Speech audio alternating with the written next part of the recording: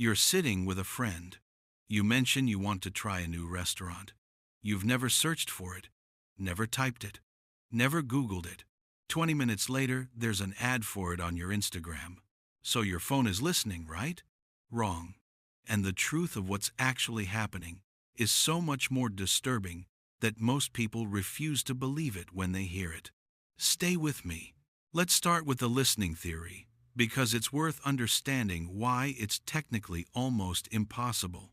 In 2019, a mobile cybersecurity company called Wandera ran a controlled experiment. They placed iPhones and Samsung Galaxy phones in a room and played a loop of pet food advertisements for 30 minutes a day, over 3 days. Every app permission was enabled. Then they monitored the phones for 2 things: pet food ads appearing in any feed and any unusual spike in data consumption or battery use.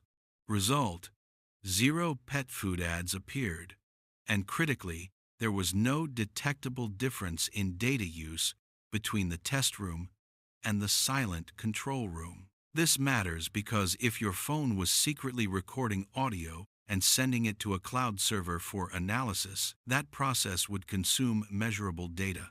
The same amount of data your voice assistant uses when you say, "Hey Siri," every single second of every single day. For a phone to listen to you constantly and transmit that audio, your battery would be dead by noon, and your data bill would be enormous.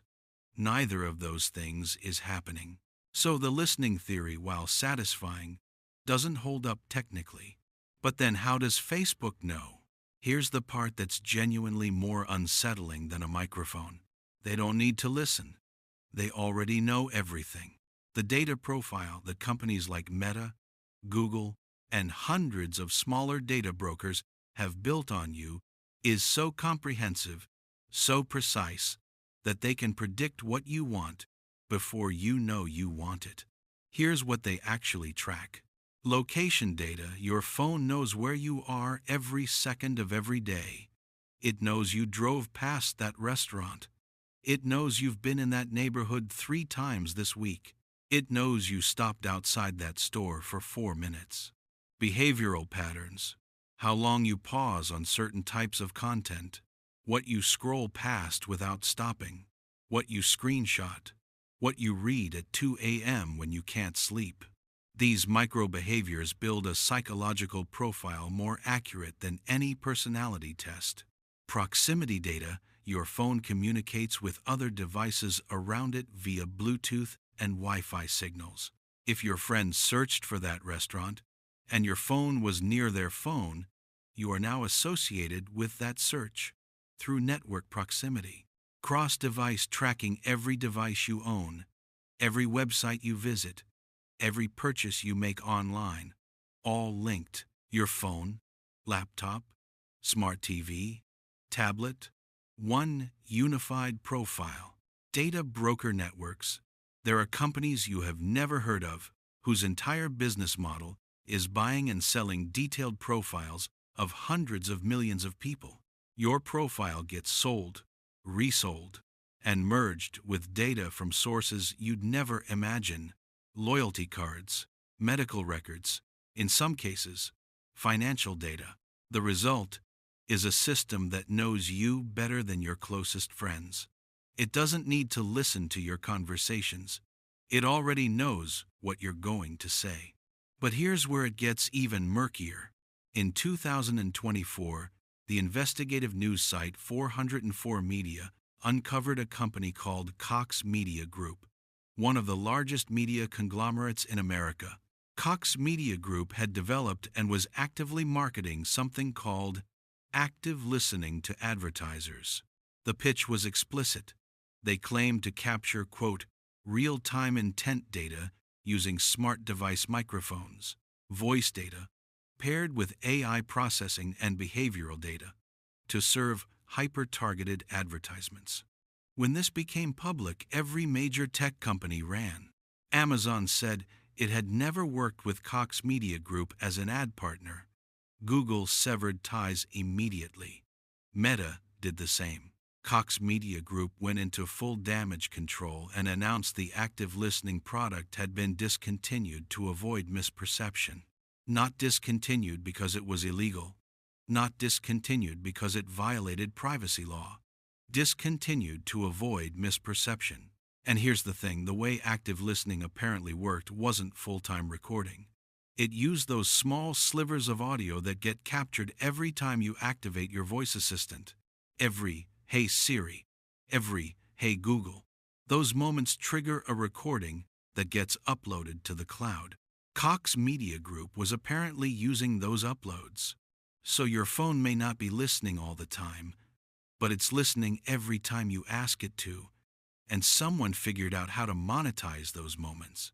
This brings us to voice assistants, which deserve their own spotlight. Siri, Google Assistant, Alexa, all of them work by maintaining a low-level listen state, waiting for their wake word. When they hear it, they record and upload. The problem? They mishear constantly. Apple, Google, and Amazon have all confirmed after pressure from regulators that human contractors review recordings from voice assistants to improve accuracy, meaning real people have listened to recordings from inside your home. In 2019, a whistleblower from Apple's Siri program revealed contractors were regularly hearing private medical discussions, drug deals, and intimate conversations, all captured by accidental activations. Amazon's Alexa has misfired and recorded private conversations without any wake word being spoken, then sent those recordings to random contacts. Google settled a lawsuit in 2023 over Google Assistant recording people without consent. These aren't theories. These are documented cases with settlements, whistleblowers, and congressional testimony.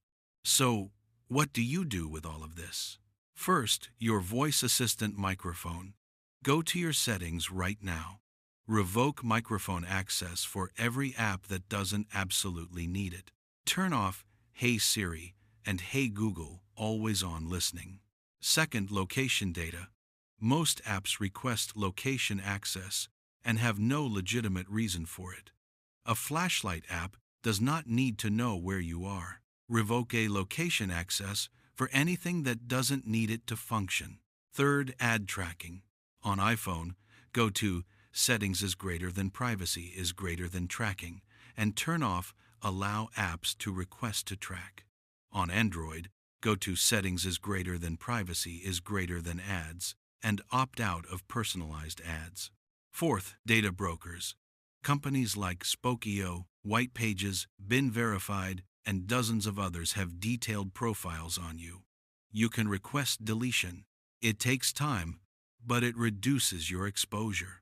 Fifth, and this is the big one, understand that the problem isn't just your phone.